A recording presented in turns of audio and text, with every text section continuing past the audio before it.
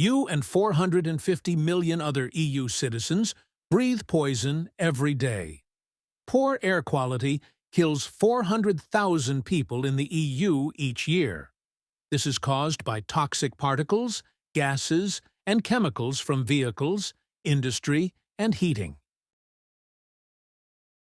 Pollution is a big problem, especially in Central and Eastern Europe.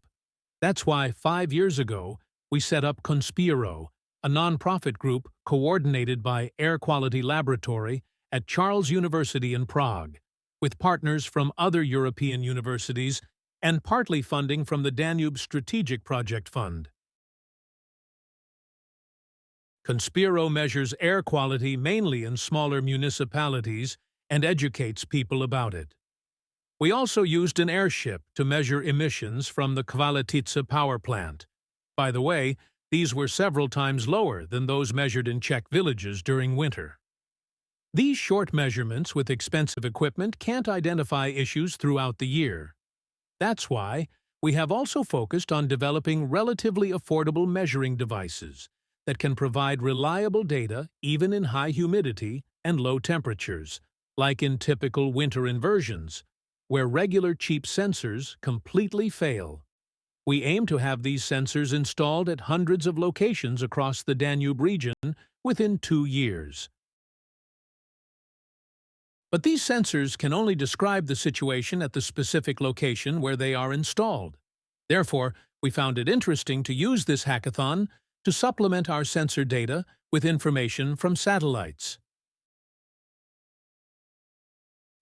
Our project fits perfectly the second challenge because we are making products and services that use satellite data to tell people about air quality related to their quality of life. We will also give regional and local governments tools to help them improve air quality in their areas. We used data from the Sentinel-5P mission at this hackathon. This satellite provides information on pollutants, but only at low resolution and just once a day. This makes it difficult to use it for identifying pollution sources, warning residents in case of increased pollution, creating digital twins of cities, and similar applications. Here at Hackathon, we linked these satellite data with a sample sensor provided by Hardwario, a company developing our production prototypes, which we will deploy in several municipalities from this winter. Thanks to batteries and an IoT wireless network, this sensor can be easily installed anywhere. If multiple sensors are installed within a single municipality, it will even be possible to calculate probable pollution sources using triangulation. You can test live, connected, and updated data on the dashboard we have prepared for you at this hackathon.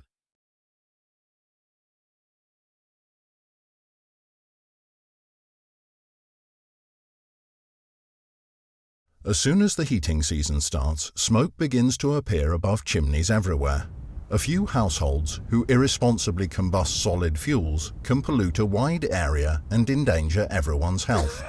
Recent research has focused on air quality around big factories, city centres and highways, but not on smaller settlements like villages.